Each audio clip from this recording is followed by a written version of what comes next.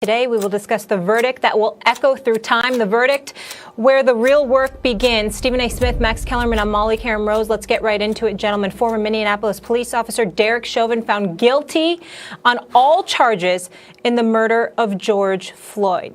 Chauvin was found guilty of second-degree unintentional murder, third-degree murder, second-degree manslaughter by a jury Tuesday for his role in the murder of Floyd last May. Floyd's death in the video, which showed Chauvin kneeling on Floyd's neck for about 9 minutes, became a catalyst for the sports world's racial and social justice movement last summer. Chauvin faces a 40-year maximum sentence for the second-degree unintentional murder conviction, a 25-year sentence for the third-degree murder, and a 10-year sentence for second-degree manslaughter. A jury of 6 white, 4 black, 2 multiracial jurors deliberated for 10.5 hours over parts of 2 days before rendering a verdict. Stephen A., your reaction to this historic verdict? Well, first of all, I would like to say that while I understand why people are in a very celebratory mood, I am not one of those people. George Floyd is not coming back. He's dead. He was killed by this officer.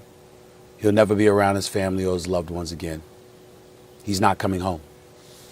And so because of that, for me, while I understand why people would be in the streets in Minneapolis and beyond celebrating, I'm just not of that mindset. I do love the fact that the sentences came down, that he was found guilty on all charges. I did love seeing his family celebrate, because my heart goes out to them and what they've had to endure over the last year and what they'll have to endure forever going on with their lives without George Floyd in it, at least physically. So we all know that. And while I'm glad for them because they seemed incredibly happy with what transpired, we also understand what comes along with it for them. So whatever way they feel, they are entitled to whatever emotions that they have. And all of us, I think, easily supports them in that regard. With that being said, I'm paying attention to the particulars, and what I would implore everybody is not to take their eyes off the ball. It's incredibly important that we understand what transpired yesterday.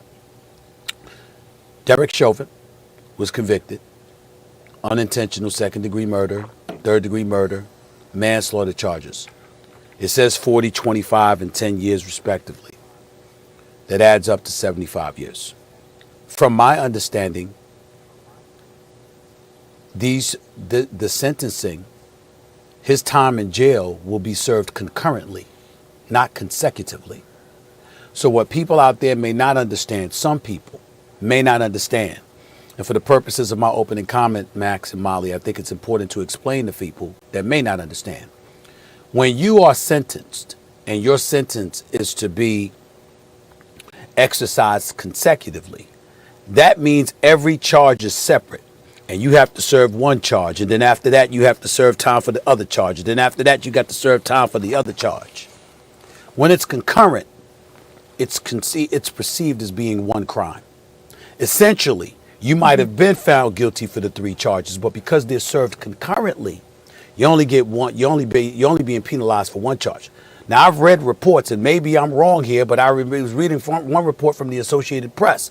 They said obviously the prosecution is going to go for the stiffest penalty imaginable, and the stiffest charge is obviously the second-degree unintentional murder, which carries a 40-year sentence.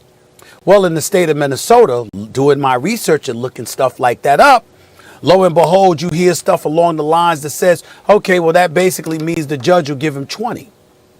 You're also in the state of Minnesota, because it's a federal crime, it's not a state crime. Since it's a state crime, not a federal crime, I'm sorry. Okay, not only do you get to 20, but in all likelihood, you only serve 2/3 of that time.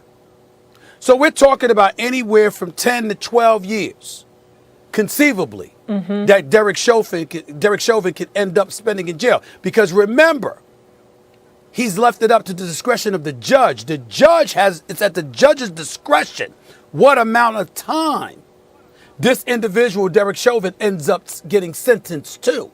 The judge could give him the stiffest penalty imaginable, or he could cut it in half. And ultimately, Usually in the state of Minnesota, they say you only serve 2/3 of it. We got dudes that was dealing marijuana that spent more time, more than 10 years in jail. And this dude might end up getting something like that. So it's incredibly important that we understand that everybody's eyes need to be on the ball. Yeah, he was found guilty. And that's step one. Justice appears to have been served. I lean more along the lines of what LeBron James tweeted when he brought up the word accountability. Because you're talking about true accountability and not being able to wiggle your way around it. Even when he goes to jail, everybody says he ain't got nothing to worry about. Ain't nobody gonna get at him because they ain't gonna put him in general population. I mean, you hear all kinds of stuff. So I'm kind of wondering, okay, what's going to really happen here? My eyes on the judge. Because now that he has been found guilty by the jury, I want to see what the judge is going to do as it pertains to his sentencing. Because if you sentence that man to 10 years, 12 and a half years, 20 years, it's your discretion. In the state of Minnesota, they usually serve about 2/3 of their sentence if they had no previous criminal record, which he did not. And he was a police officer. These are the kind of things we have to pay attention to, because on far too many occasions, particularly as black people, and we have every right to feel this way because we've endured so much throughout our history, symbolic victories, while significant, which is something that Max has pointed out accurately so, in the past, I'm saying it's not enough anymore. Symbolism, symbolic gestures, symbolic victories, it ain't enough. This man has to pay. He should be in jail for the rest of his natural life. Those 3 officers, one that kept the spectators at bay, the other 2 that assisted even though they didn't have their knee on George Floyd's neck, but they was holding on his body. They need to do jail time too. Their trials come up in August. I'm looking at all of that. And I'm looking at the judge who also during the trial, because Representative Maxine Waters showed up this week and flew from the nation's capital to Minneapolis and essentially encouraged people. She didn't say violence or anything like that, but she was encouraging people to make noise and to be confrontational. The judge was on the record and said to the defense, you obviously have grounds for an appeal to completely, for a mistrial, to completely dismiss all of these charges. That's what the judge said.